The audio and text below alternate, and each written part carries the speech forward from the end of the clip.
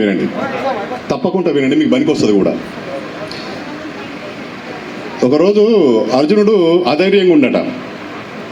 అధైర్యంగా ఉంటే శ్రీకృష్ణ పరమాత్మ కథ చెప్పిండు వానికి. ఏంటంటే ధైర్యంగా ఉండాలి ఎప్పుడైనా మనిషి, ధైర్యం కోల్పోకూడదు. ఏ విధంగా అంటే, ఒక రాజ్యంలో ఒక మహారాజు పరిపాలిస్తూ ఉండట. మంచిగానండి. ఆ మహారాజు అష్టలక్ష్ములతోటి అద్భుతంగా పరిపాలన సాగిస్తాంటూ ఇది చూసినటువంటి దేవతలు కుళ్ళుకుండ్రు. సహజంగా కుళ్ళు వచ్చేసి ఇతన్ని ఏ విధంగానైనా కూడా మనం డౌన్ చేయాలి అని చెప్పేసి శనిదేవుణ్ణి పిలిచి పంపించిరట. నువ్వు వెళ్ళి అతని దగ్గర ఉన్నటువంటి అష్టలక్ష్ముల్ని తొలగించేసేయి అనగానే ఆ శనీశ్వరుడు మాయా బ్రాహ్మణ రూపంలాగా వెళ్ళిపోయాడు ఆ మహారాజు దగ్గరికి. బ్రాహ్మణోత్తములు వస్తే ఎవరైనా కూడా ఉచితంగా గౌరవిస్తారు కాబట్టి, రండి విప్రోత్తమా, ఎక్కడి నుంచి వచ్చారు, మీకు ఏం కావాలి చెప్పండి అంటే, ఆ విప్రోత్తముడు అంటా ఉండు, అయ్యా నేను కడిపేద బ్రాహ్మణుణ్ణి, ధనము లేనటువంటి వాడిని, నాకు ధనము దానం చేయండి అంటే, తప్పకుండా ఇస్తా అని చెప్పేసి మాటిచ్చి ధనాగారంలోకి వెళ్ళిండంట. ధనాగారంలోకి వెళ్ళి ఆ ధనం తీసుకొస్తుంటే అక్కడ ఒక దేవత ప్రత్యక్షమైంది. ఆగు అన్నది. ఎవరమ్మా నువ్వు అన్నాడైనా. నన్ను ధనలక్ష్మి అంటారు. వచ్చినటువంటి బ్రాహ్మణుడు కపటి, నన్ను పంపితవా, మళ్ళా నేను రాను సుమా అంటది. సరే మాట ఇచ్చిన కాబట్టి తప్పని తల్లి అని ఆ ధనం దానం చేస్తాడు. మహారాజా బాగా అర్థం చేసుకో, నిన్ను ధనాన్ని నన్ను ఇస్తున్నావు, నా కోసమే ప్రపంచమంతా తపస్సు చేస్తూ ఉంటుంది, అలాంటిది నన్నే ఇస్తున్నవే, జాగ్రత్త అంటే మాట ఇచ్చిన తప్పని తల్లి అని ఇచ్చేస్తాడు. ధనం తీసుకొని పోయినటువంటి ఆ కపటి కాసేపటికి మళ్ళా వస్తాడు. అయ్యా ధనం ఉండగానే ఏమైపోయింది, ఈ బంగారం నేను తినను కదా, నాకు ధాన్యం కావాలి అంటాడు.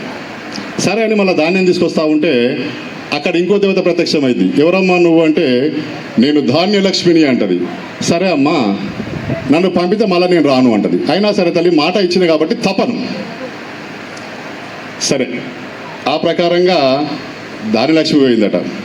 ఈ ప్రకారంగా అడిగిందే తడువుగా ఆయన అడుగుతూనే ఉండు, ఇతను ఇస్తూనే ఉండు, అన్నీ అయిపోయినాయి. అయిపోయిన తర్వాత చివరికి ఏమైంది కదండి, నీ దగ్గర ఏం లేవు, ఇక ధనం లేదు, ధాన్యం లేదు, ఐశ్వర్యం లేదు, సంతానం లేదు. ఈ ప్రకారంగా అన్నీ పోయినాయి. పోయిన తర్వాత ఏమైంది కదంటే, ఆ కపటి మళ్ళా వచ్చిండు. మంచిగా వినండి కథ ప్లీజ్, దయచేసి వినాలి, ఈ కథ దొరకదు. మళ్ళీ వచ్చిండు. మహారాజా అన్ని ఇచ్చినావు కానీ ఇవన్నీ పట్టుకొని పోతుంటే మధ్యలో దొంగలు వచ్చి దొంగతనం చేసుకొని పోతే ఏంది మరి, సరే నా సైన్యాన్ని పంపిస్తా అన్నాడు. నీ సైన్యం కాదు, నీ సైన్యం వస్తే నాకేం ధైర్యం అయ్యా, నువ్వు వస్తే ధైర్యం, నువ్వేరా అన్నాడు. సరే నీకంత భయం అంటే మీ ఇంటి దాకా నేనే వస్తాపా అని చెప్పేసి ఆయుధశాలకు పోయి ఆయుధం తీస్తూ ఉంటే అక్కడ ఒక దేవత ప్రత్యక్షమైంది. ఎవరమ్మా నువ్వు అన్నాడు. నేను ధైర్యలక్ష్మిని అన్నది. పోతున్నా అంటే, ఆగమ్మా ఆగు, అందరు లక్ష్మీదేవులు పోయినా సరే నేను భయపడలేదు, బాధపడలేదు తల్లి, నా ప్రాణం పోయేంత వరకు నువ్వు నన్ను విడిచిపెట్టి ఉండరాదు, కనుక నాతోటే ఉండు, ఇది ఆన అన్నాడు. అంటే ఒట్టు తల్లి, నన్ను విడిచిపెట్టిపోవద్దు, సరే బిడ్డ నేను నీతోటే ఉంటాను అని ఆ ఆయుధంలోకి వెళ్ళిపోయింది. మహారాజు ఆ కత్తి దగ్గర పెట్టుకుంటూ అతన్ని సాధారణంగా తీసుకుపోయి వాళ్ళ ఇంటికాడ వదిలిపెట్టిండు, వచ్చేసిండు. ధైర్యం లేని చోట ఏది ఉండదు కాబట్టి పోయినటువంటి లక్ష్మీదేవులు మొత్తం మళ్ళీ ఈయన దగ్గరికి వచ్చేసినాయట. ఎక్కడ కూడా ఉండలేదు. అష్టలక్ష్ములు పోయినా అష్టలక్ష్మి వచ్చేసినాయి. ధైర్యం ఎక్కడుంటే అక్కడనే అన్నీ ఉంటాయి. కనుక ధైర్యం కోల్పోవద్దు అని ఈ కథ అర్థం. ఎక్కడైనా సరే ఎప్పుడైనా సరే భయపడాల్సిన పనే లేదు. దేనికైనా సరే జరిగేది జరుగుతుంది. ఈ క్షణంలో ప్రాణం పోతుందా, పోనీ దాని ఆపరు ఎవడనా, మనం ఆపలేం కదా. అమ్మో సత్తమాట అని చెప్పేసి ఏడ్చుకుంటా బాధపడుకుంటా కుమిలి సత్తామా, అట్టగా ధైర్యంగా ఉండండి. ధైర్య సాహసే లక్ష్మి అంటారు. ఈ ధైర్యం కథ విన్నటువంటి మీకు అందరికీ కూడా శుభం జరగాలని కోరుకుంటూ ఈ అవకాశం ఇచ్చినటువంటి మీకు అందరికీ కూడా నా యొక్క ధన్యవాదాలు తెలియజేస్తున్నా.